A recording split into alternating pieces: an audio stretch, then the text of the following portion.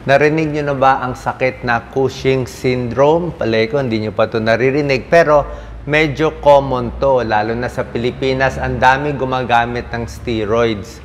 Okay? Ang steroid na tableta may positive benefit, meron din negative side effects. Actually, pag nagkaroon ng Cushing syndrome, mahalata mo, mag-iiba yung itsura ng babae at lalaki. Ayan, no, mas tumataba siya, nagkakaroon ng laman sa likod, nagkakaroon ng mga striae, mga linya dito. So, ano ba to? Mataba lang ba siya o baka Cushing syndrome? Kasi pag hindi ito ginamot, side effect ng gamot, delikado. Pwede rin makamatay pag pinabayaan. Okay? Bago natin i-discuss ang cause nito, isang cause ng Cushing syndrome, sobrang tagal na pag-inom ng steroids. Baka hindi nyo alam yung tableta nyo, baka may steroids. Pero ang steroids may benepisyo at merong side effect. Okay? Binibigay talaga to ng doktor. Kasi pag nakuha mo yung benefit niya, maraming sakit siya matutulungan. Ang steroids, pinapabagal niya ang pamamaga. So, gusto natin yan. Minsan, pinipigilan niya ang immune system. May mga sakit na tinatawag na autoimmune disease na sobrang overactive yung mga sundalo ng katawan, inaaway yung sariling sakit, kaya minsan bibigyan mo ng steroids para kumalma yon. Ang daming sakit ang natutulungan ng steroids. Hika, basta may hika, may COPD, binibigyan siya steroids. Minsan tableta, minsan inhaler. Yung mga may allergy, yan. Yung mga may eczema, puro pahid, steroids din yan. COPD sa baga, hyperactive yung mga airways nila, hindi makahinga, steroids, kakalma. Yung mga maga ang joints, minsan binibigyan din. Lupus, mga autoimmune disease, lupus, rheumatoid arthritis, sari-saring autoimmune, marami yan. Actually, ilang dosena natutulungan ng steroids. Bago yung side effect, yung promo na tayo, tingnan natin. So marami, merong tableta tulad ng prednisone, nakainom na kayo ng prednisone, di ba? Yung iba kasi dapat naka-inhaler sa hika, kaya lang walang pera, mahal kasi ito, namamahalan sila, kaya nagtatableta, minsan dexamethasone. Pero pag nasobrahan nga, baka ma-Cushing syndrome tayo, yun ang delikado. May inhaler, ito mas safe. Mas less side effect yung mga inhaler sa hika. May nasal spray na steroids. May injection. Common to ha, mga arthritis. Sobrang sakit ang tuhod, ang shoulder, ini-injection ng mga rheumatologists. Steroids din yan. Sa dermatology, ang daming creams na pinapahiran, daming sakit. May mga kati-kati na nawawala, may halong steroid. Minsan sa mata, meron din eye drops na may steroids para nawawala yung pamumula. So, may pro and con. Saan pa binibigay ang steroids? Ang daming sakit, oh. Yan, oh, ang dami sa organ transplant. Lahat na na-transplant may steroids. Yan, oh. Rheumatoid arthritis, ito, hika, COPD, sa mata. Ayan, oh, marami pa, psoriasis, eczema. Maraming klaseng steroids. Ito yung mga common, hydrocortisone, prednisone, dexamethasone, betamethasone. Depende, no? Ang daming klaseng creams. Lahat yan may steroids. So, very common na ginagamit. Merong inhaled steroids for hika, tapos merong oral, di ba? So, sasabihin mo, Doc, good ba or bad? Tulad na sinabi ko sa inyo, mahirap ang medisina, walang simpleng puti at itim. Bawat pasyente, tamang dosis, tamang bigay, saktong-sakto dapat ang paggamit nito. Kasi may tulong siya sa tamang gamit, sa tamang panahon, sa tamang pasyente. Ang principle lang, kung magbibigay ka ng steroid, sa ospital, maraming binibigyan nito, ha? Pag na-admit sa ospital, na-i-injectionan. Pero, dapat, tama nga yung dosis at kung pwede, short time lang. Mga 1 week lang, pinakamatagal siguro 2 weeks ang pagbigay. Tapos pag tinatanggal mo yung steroids, umiinom ka ng steroids, hindi mo rin pwede tanggalin agad. Titigil mo, hindi rin pwede. Dapat dahan-dahan ang pagtanggal. So, ano ang Cushing syndrome? Ayan, sabi sa'yo, namamaga, lumalaki ang tiyan. Isang cause ng Cushing syndrome ay nasobrahan siya ng steroids.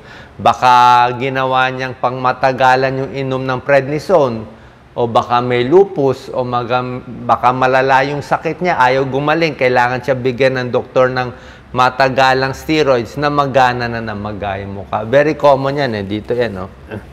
Yan ang mga symptoms niya. Nagmo-moon face, tawag. Meron pa siyang moon face, parang moon ng muka. Merong buffalo hump, parang may hump ng buffalo dito sa likod, makikita niyo. Ayan, no? May buffalo hump po. Yan, no? Tapos common yan, daming linya. May abdominal stretch mark. Tapos malambot yun yan. Tapos, ito. Ang steroids, ito yung epekto na actually, pati blood sugar tumataas. Blood pressure tumataas. Yan, no? Yan, pati paghinga, naiiba din. Okay? Edad, depende. Mula teenager hanggang 50 years old, pag binibigyan ng gamot na steroids, sa sari-saring sakit. Ngayon, bukod sa Cushing syndrome, meron din isang sakit na nagkokos nitong mga sintomas na to na lumalaki yung pasyente, yung mga komplikasyon, pero hindi dahil sa tabletang iniinom. Cushing's disease naman ang tawag doon. Itong Cushing's disease, hindi sila umiinom ng steroids. Ang cause nito, may bukol. May bukol sa utak natin. May bukol sa pituitary tumor. Yan, no? Pag dito sa may utak, nagkaroon ng bukol na tumubo, nagsisignal siya sa adrenal gland. Ito. Doc Lisa, pwede ba focus? Pag nagkabukol, may tao nagkakaroon ng bukol dito sa pituitary. Dahil nagbukol, naglalabas siya ng hormone, sinisignal niya itong adrenal gland. Ito ang kidneys natin. Ang ibabaw ng kidneys may adrenal gland. Itong bukol na to, naggagawa ng hormone, inuutusan tong adrenal gland na gumawa ng maraming steroids. So, ito ang tagagawa ng steroids natin. Dapat konti lang yan Stress hormone yan. Pero, pag may bukol ka, utos ng utos dito, kaya maga siya ng maga. Nag-weight gain siya, na-high blood siya, mahina memory niya, ang daming buhok sa katawan, nag-moon face siya, nag-stretch mark siya, ganyan ang itsura. So, yan ang tinatawag na Cushing syndrome. Cushing's disease kung may bukol. Kaya dapat i-check din pag ganito itsura, mataba lang ba yung pasyente o baka may Cushing syndrome or Cushing's disease. Diba? Tulad na sinabi ko, steroids, binibigay sa maraming sakit. Asthma, rheumatoid arthritis, lupus, sarcoidosis, at iba pa. Ito yung sinasabi ko na pinipilit yung adrenal gland mag-produce ng steroids. Delikado ba to pag hindi ginamot either sa tableta na iniinom na steroids na patagal or may bukol sa ulo? Delikado siya kasi pag marami kang steroids masyado, okay nga, kalmado immune system mo, pero prone ka magka-infection. Kasi pinahina mo yung sundalo. Baga yung mga sundalo sa katawan, white blood cell mo, sinabi mo, walang aatake, walang babaril. Diba? Kalma kayo. Wag mo awayin yung sarili nating katawan. Pero, pag may dumating na kalaban na infection, bacteria, virus, hindi na nila awayin. Kaya prone ka magka-infection. Yung iba, nagba-blood clot pa. Delikado yan. Nagba-blood clot sa baga, sa paa. May nadidepress, may naka-heart attack, tumataba sila, humihina ang memory, naha-high blood, nagkaka-diabetes, lumalambot ang buto, nagpa-fracture, tumataas blood sugar. So, yan ang complication ng matagalang steroids. Tulad na, pag ito titingnan nyo, ayaw nyo na mag-steroids. Pero pag nakita nyo yung mga sakit na matutulungan, gusto naman mag-steroids. Pero yan talaga ibibigay ng doktor. Kaya nga, sa tamang dami lang, short time, follow your doctor. Para alam nyo lang pag masobrahan, ganito itsura, okay? Pag sumobra na, hindi siya mataba, dahil yan sa steroids.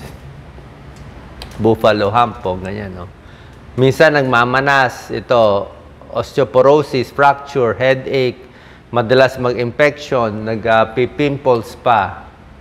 Yan. Nagkokos ba ng hingal? Hindi dapat agad-agad. Osteoporosis ba? Pwede magka-osteoporosis. Hypokalemia, bumabagsak din yung potassium. Paano malulunasan? Pag nalunasan na yung problema. Kung natigil mo na yung steroids mo, kumalma na yung sakit mo, okay, may mga test, blood test para makita kung mataas ba yung steroid level or hindi sa katawan. Tapos minsan, pagduda ng doktor na may bukol ka sa pituitary o may bukol ka sa adrenal gland, merong mga CT scan na ginagawa at MRI sa ulo at sa tiyan. Pag nakita na may bukol, may mga options. Pakita mo, Doc Lisa, maliit lang eh. So, pag bukol, kung cancer yon, may radiation, may chemotherapy, may operation, inooperahan, tinatanggal yung bukol sa ulo. Pag may bukol sa adrenal gland, tinatanggal din. Depende. Ayan, no? Pwedeng chemotherapy o pwede yung bukol tinatanggal. No? Merong mga operation na ginagawa. Matanggal yung bukol sa pituitary gland. Okay? Anong natural treatment natin? Yan. Gusto natin. Ano lifestyle change? Siyempre, naka-steroids, tumataba. So, dapat lose weight pa rin. Diba? Kung kaya natin mag-lose weight, yan din ang isang cause. Iwas sa alak. Hindi rin pwede. Lalong lalala yung sakit mo. Manage your blood sugar kasi nga nagpapataas ng blood sugar to. Minsan binibigyan pa ng gamot para sa blood sugar. Bawas sa maalat kasi na-high blood yung mga may Cushing syndrome. Bawas alat din. Kailangan mo ng calcium kasi nanghihina yung buto. Kailangan mo vitamin D kasi nanghihina yung buto. Okay, so yan po ang pros and cons sa paggamit ng steroids. Pero punta kayo sa doktor nyo, huwag kayo magsa-self-medicate para hindi umabot sa mga komplikasyon. Salamat po.